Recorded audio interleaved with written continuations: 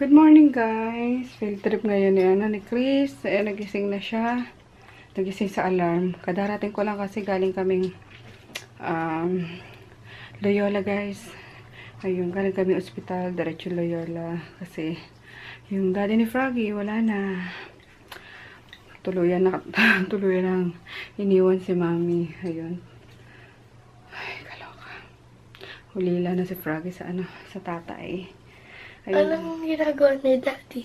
Ayun, sinuman mo na si lola mo kasi aasikasuhin yung burol ni lola mo. Naiyak din?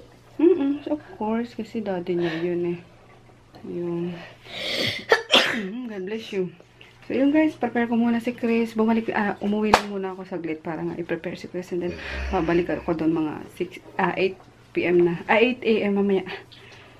Hi, Poknat! Good morning, Poknat! Isis na. Isis, gihila mo sa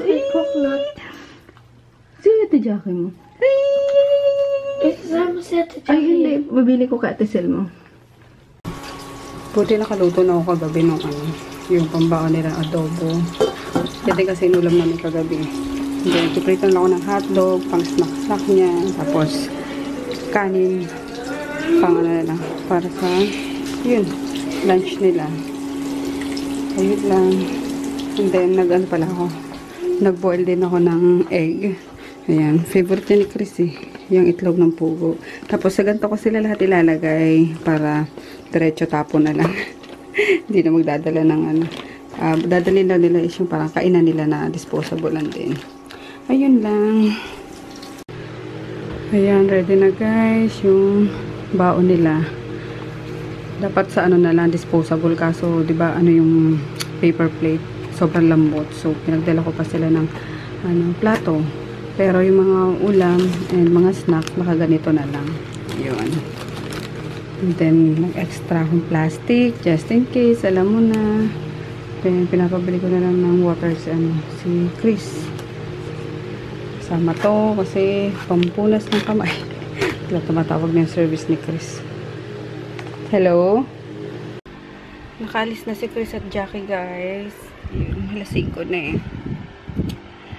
Then, idlip muna ako bago ako bumalik sa sa Loyola. Kasi sinabihan ko si Daddy tsaka si Froggy. Sinabihan ko si Froggy na umidlip na muna din sa bahay. Kasama si Mami. Total, pa naman alas 8 pa naman yung tawag dito. Matagal yung pag-imbalsa mo, diba? 4 hours daw sabi nung sa Loyola. So, mga 8 kami makikita-kita doon sa Loyola na. Yun lang. Good night. Ay, hindi. Good morning night. Good morning na pala. Antok na ako eh. Kasi, mababaw lang yung tulog ko kagabi. Gawa ng, binabantay ko nga din si Froggy. Baka, pagdamag na naman, ang computer. Sobrang ginaw pag diba, pag gabi na. Balik-balik ako sa CR, so sobrang babaw lang ng tulog ko. And then, nagisnaling po nga ako, may kausap siya. Oh, bakit? Ano nangyari? Ganun. Tapos yun nga, si Mami pala yung kausap niya bandang 11:30 ata. O basta ganun, mga 11. Kaya tumakbo na kami sa sa ospital. Di na namin nabutan. Mga na-late kami ng kasi tumawag si Mami, nire-revive pa si Daddy daw. Tapos yun, sabi ko, sana okay si Daddy, sana okay si Daddy. Tapos pagdating namin sa emergency room, sabi ko, may tinako ba dito sabi niya, yung matanda. Sabi niya, nire-revive ka niya. Sabi ko, okay na ba kuya? Sabi niya, opo, okay na ganyan. Kala ko na-revive. Tapos pagtingin ko kay Mami, ayun, kumagulhol na. So, sobrang sad ng news guys, pero wala tayong magagawa. Ganyan talagang buhay eh. Diba? Kasi swerte na niya nung nakaligtas pa siya ng nakasurvive pa siya sa dalawang major atake niya. Pero bago yung sa mga major na yun is may mild pang atake sa kanya. So siguro time niya na. So wala na magagawa yun. And walang aantayin pala kasi yung kapatid ni Froggy na nasa Saudi is sa 28 pa makakauwi. So hindi na nagpapaantay, palibing na daw agad si Daddy kasi yung mga kapatid din naman sa Camiguin is hindi makakapunta kasi mga matatanda na rin. So, ipapaalam na lang. Kaya, ayun lang guys. Medyo busy-busy yan ngayon at may asikasuhin. Kawawa naman si mami. Parang, ay, naku. Pero doon ulit muna si Froggy sa Pasig hanggat wala yung kapatid niya hindi dumadating.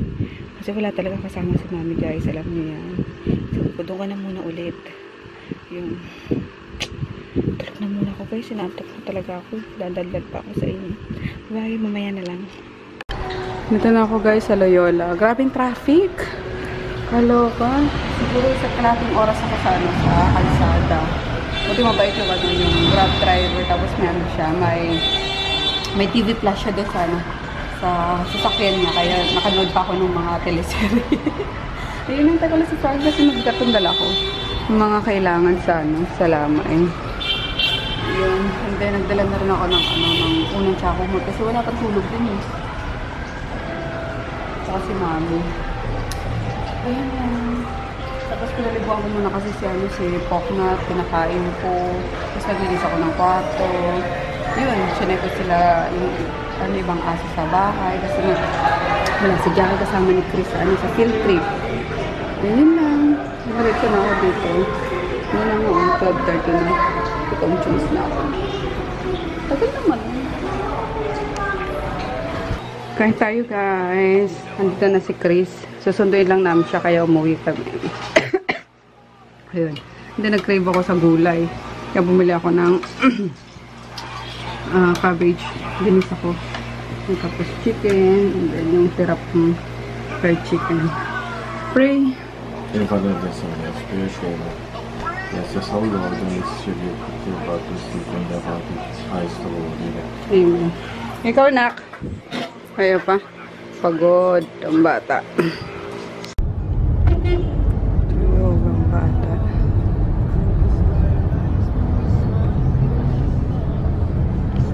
Pabalik na kami ng Loyola, guys. Antok na ako. Checkers nga, ganising na lang namin. Tulog na naman. Dito sila Joy, nung oras no, launa na. Bagsak si JJ. Andun din si si Chris bagsak na kanina pa. Ayan si Daddy. Ayan. Ha? Tulog. Daddy niya. Ayan, tapos sa labas si Dalton. Ayan si DM. Hi DM. Enjoy na enjoy ka dyan sa butong pakwan Minsan naiinis ako dito pag dikit.